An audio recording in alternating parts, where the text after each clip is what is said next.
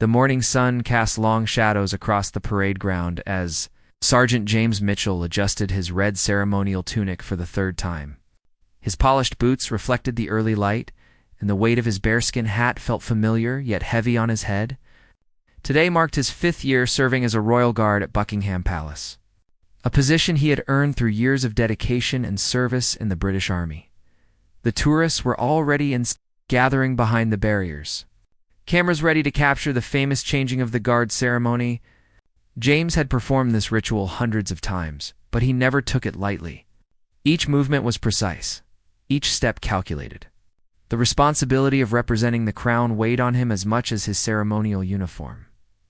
As he took his position outside the palace gates, James noticed the usual crowd of visitors. Families with excited children, elderly couples pointing at the guards, and the occasional street performer trying to draw attention away from the official ceremony.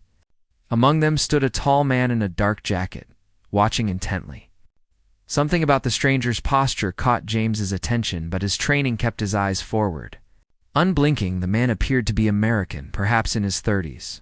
With the distinctive bearing of someone with military experience, his clothes were civilian, but his stance and the way he observed the guards suggested he understood military protocol. James filed the observation away mentally while maintaining his stoic expression. A skill every royal guard mastered. Minutes passed in the familiar rhythm of guard duty. The crowds ebbed and flowed, tour guides explained the history and traditions, and James remained motionless at his post. The weight of tradition surrounded him like the morning mist that still clung to the palace grounds. He thought about his family back in Yorkshire, proud of their son who stood guard for the Queen. The American visitor moved closer to the barriers, just a few feet from James's position. The man's eyes held an intensity that made James slightly uncomfortable, though he couldn't show it. Years of training had taught him to remain impassive regardless of what happened around him. Tourists often tried to make the guards react, break their composure. James had seen it all. What he hadn't expected was what happened next. The stranger reached into his jacket and in one swift motion pulled out what looked like a small device. Before James could process what was happening, the thin wires shot out from the device, and 50,000 volts of electricity coursed through his body. The world exploded into pain and confusion. James's muscles seized uncontrollably, his ceremonial rifle clattered to the ground, and he collapsed in front of the horrified crowd. The perfectly pressed uniform that had been his pride, moments before, was now wrinkled and stained as his body convulsed on the ancient stones of the palace courtyard. Screams erupted from the crowd as tourists scrambled backward, children crying, adults shouting in multiple languages. The American man stood frozen for a moment, the taser still in his hand, as if he couldn't believe what he had just done. The smell of ozone from the electrical discharge mixed with the morning air, creating an surreal atmosphere around the centuries-old palace. James's vision blurred as he tried to regain control of his body. Through the haze of pain and confusion, he could hear the thundering of boots on stone as his fellow guards rushed toward the scene. The emergency protocols he had trained for, but never expected to use, were now in motion, and within seconds, the peaceful morning ceremony had transformed into a crisis situation that would ripple through the highest levels of government. Corporal Sarah Williams heard the screams before she saw the chaos.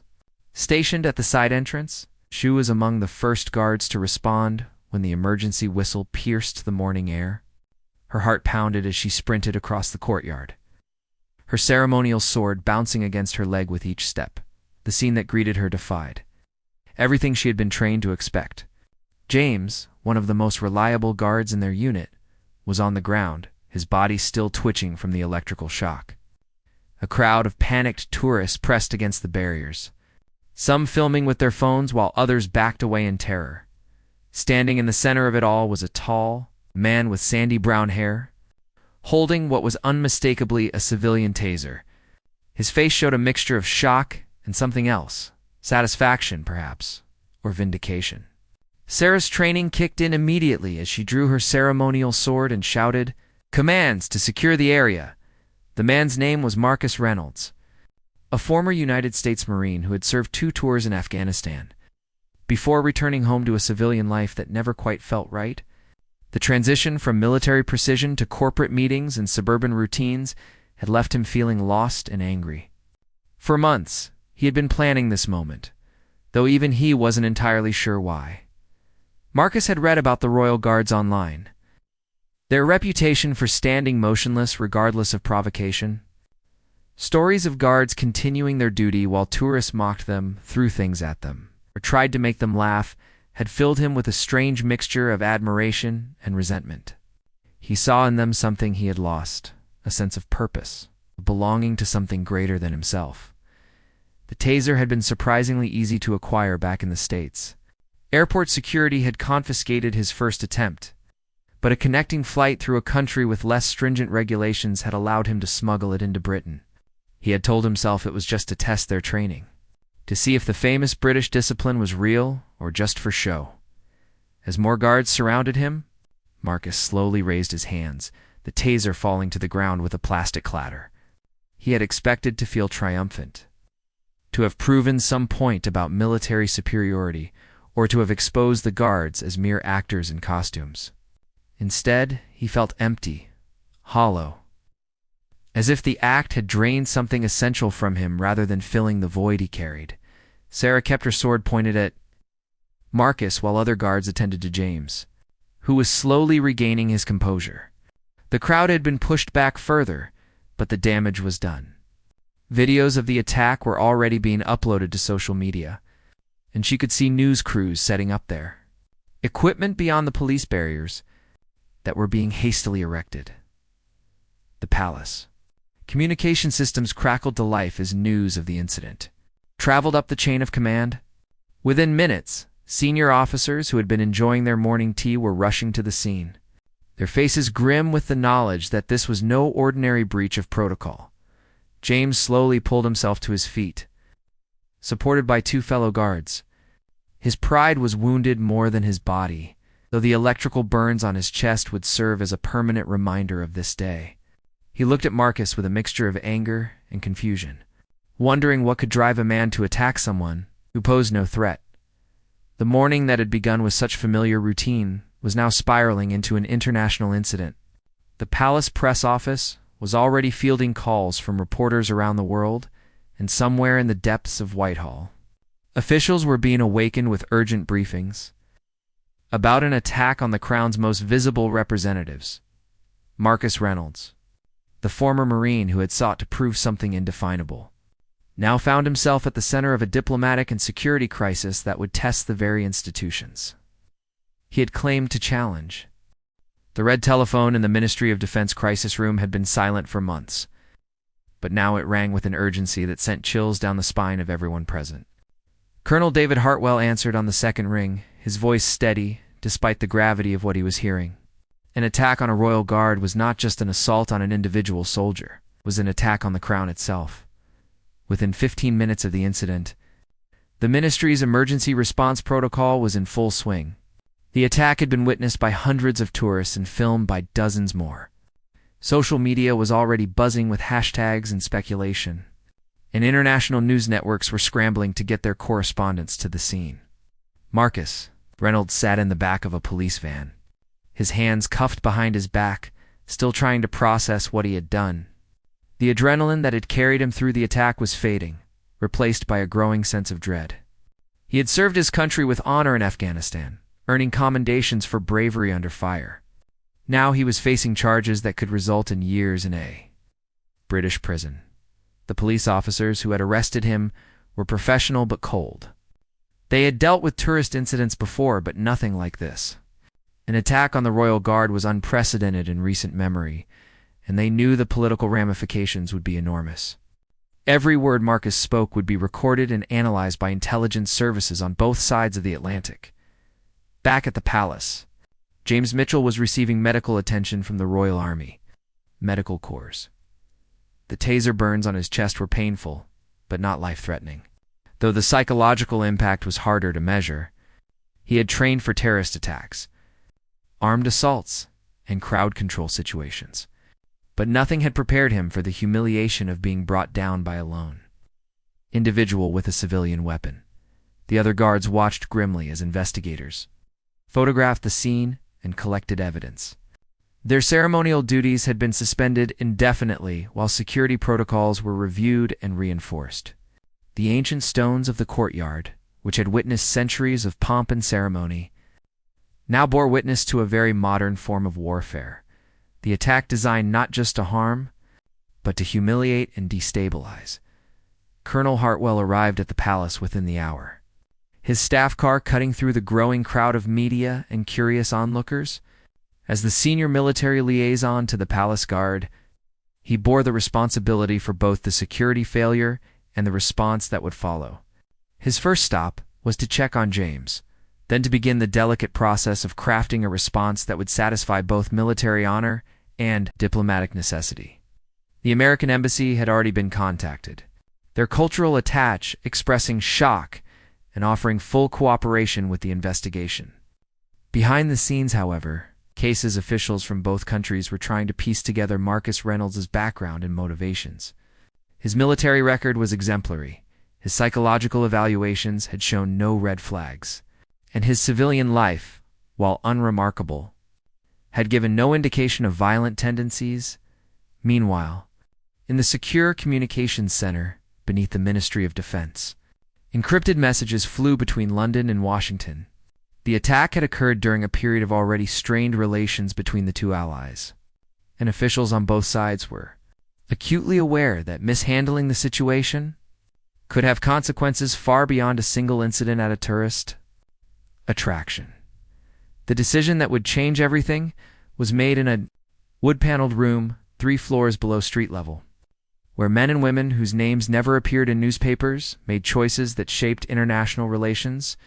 The attack on Sergeant Mitchell would not be treated as a simple criminal matter or a diplomatic embarrassment to be quietly resolved. Instead, it would be responded to with a show of force that would demonstrate to the world that the British Crown and its defenders would not be intimidated or humiliated without consequence.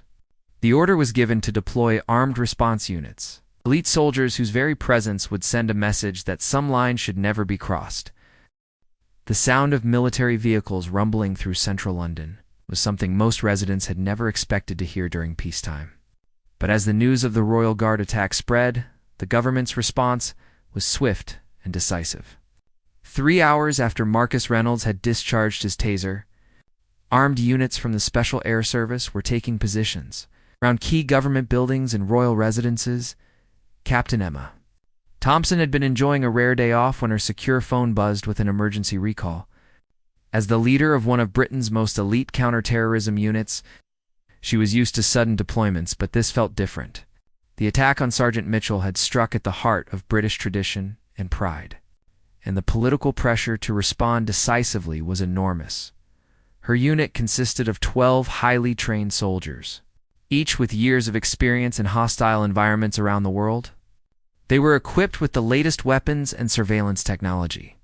Their black uniforms and tactical gear, a stark contrast to the ceremonial red tunics of the guards they were now deployed to protect the scene at Buckingham Palace had transformed dramatically since the morning's incident.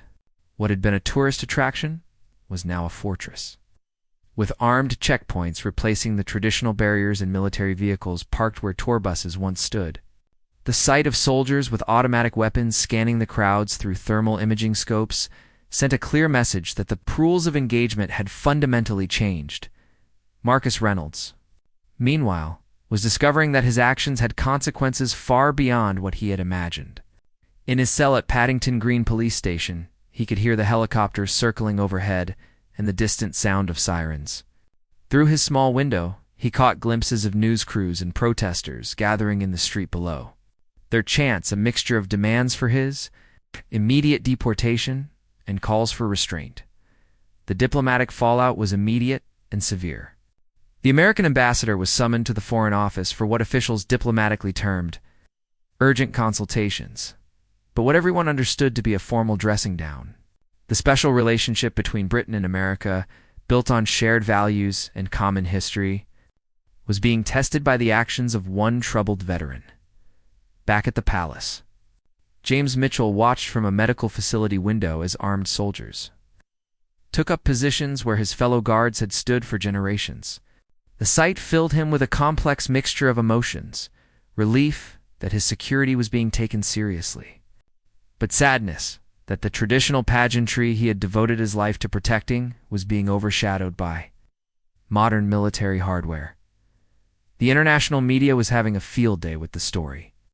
CNN's London correspondent reported live from outside the palace, with armed soldiers visible in the background, while the BBC struggled to balance reporting the facts with maintaining the dignity of the institution under attack.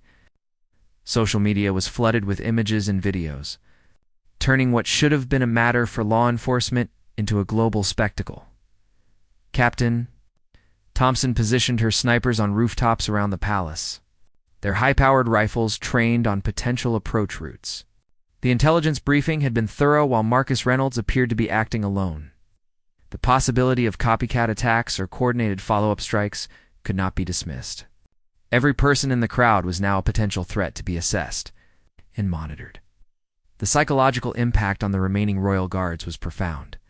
Men and women who had trained to stand motionless in the face of tourist provocations now found themselves protected by soldiers whose fingers rested on triggers.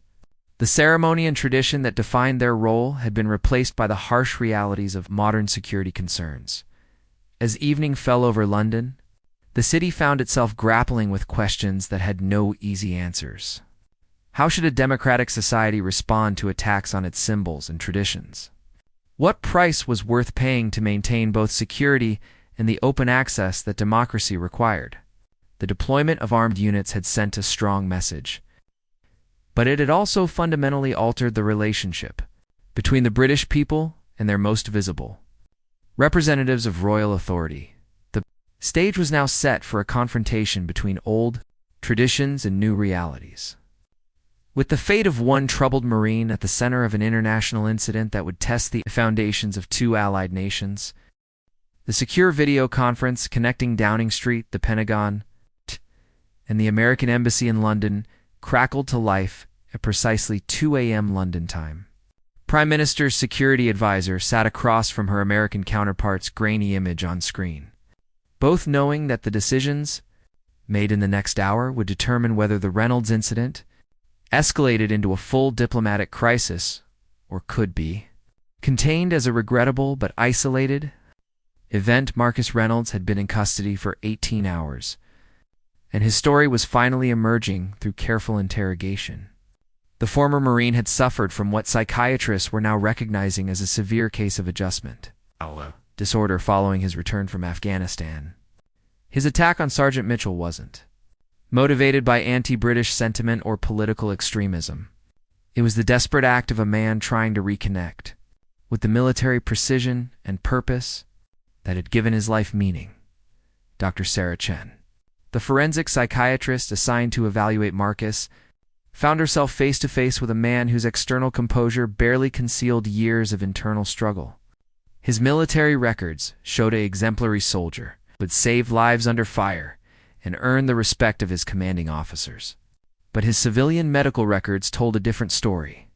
Missed appointments, prescriptions for anxiety and depression that went unfilled, and a growing isolation from family and friends. The revelation that Kusa was a veteran suffering from psychological wounds changed the entire dynamic of the crisis. Veterans organizations on both sides of the Atlantic began calling for understanding rather than punishment, while military families shared their own stories of loved ones who had struggled to readjust to civilian life after combat. Deployment's Captain Thompson found herself in an unusual position commanding an elite military unit deployed to protect against a threat posed by one of America's own warriors.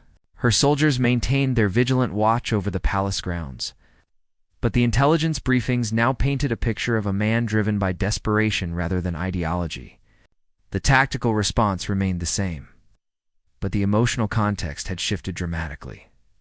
James Mitchell, still recovering from his injuries, surprised everyone by requesting a meeting with Marcus Reynolds.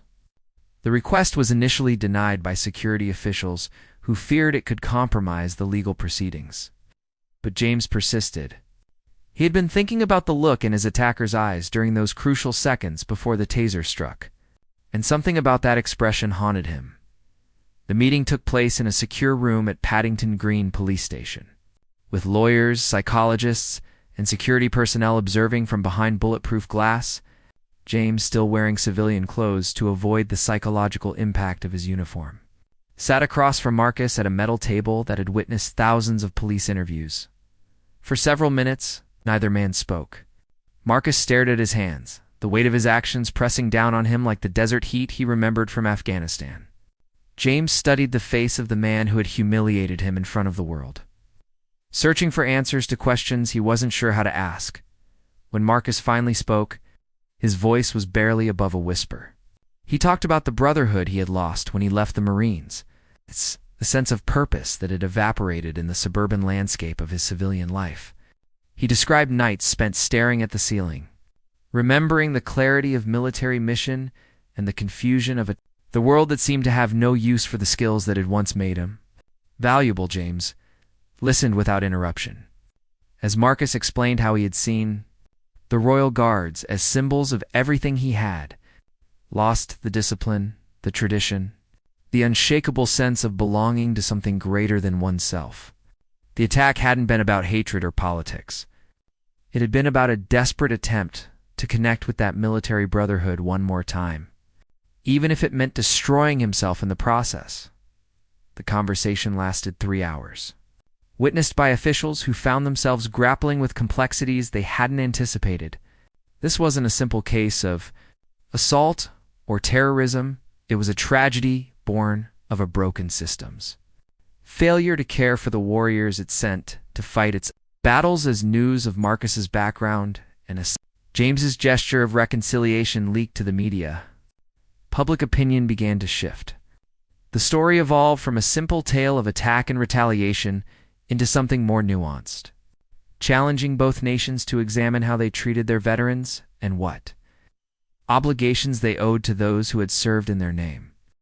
6 months after the incident that had shaken the foundations of royal protocol, Buckingham Palace looked much as it had before Marcus Reynolds had discharged his taser on that fateful morning. The armed units had been withdrawn, the barriers had returned to their traditional positions, and tourists once again gathered to watch the changing of the guard ceremony with innocent fascination. But beneath the restored normalcy, everything had changed. James Mitchell stood at his familiar post, his red tunic impeccable and his bearing as stoic as ever. But the small scar on his chest served as a permanent reminder of vulnerability in a world that demanded invincibility. The incident had taught him that even the most sacred traditions could be disrupted by human fragility and pain. Marcus Reynolds had avoided prison through a combination of diplomatic negotiation, psychological evaluation, and James Mitchell's extraordinary testimony on his behalf. Instead, he was serving his sentence through supervised community service at a veterans rehabilitation center in Virginia, where he helped other former combat soldiers navigate the treacherous transition to civilian life. The legal resolution had been complex and precedent-setting. British prosecutors had initially pushed for serious charges that could have resulted in years of imprisonment. But the intervention of veterans advocacy groups, mental health professionals, and ultimately James himself had created a path toward restorative, rather than purely punitive justice. Captain Thompson's Armed Response Unit had been quietly reorganized following extensive analysis of the incident. While the deployment had sent the intended message about British resolve, military analysts concluded that the massive show of force had been disproportionate to the actual threat posed by one troubled individual. New protocols were established for distinguishing between genuine security threats and incidents involving mental health crises. The diplomatic relationship between Britain and America had weathered the storm, though not without lasting effects. The incident had forced both governments to examine their treatment of military veterans and the support systems available to those struggling with combat-related psychological injuries.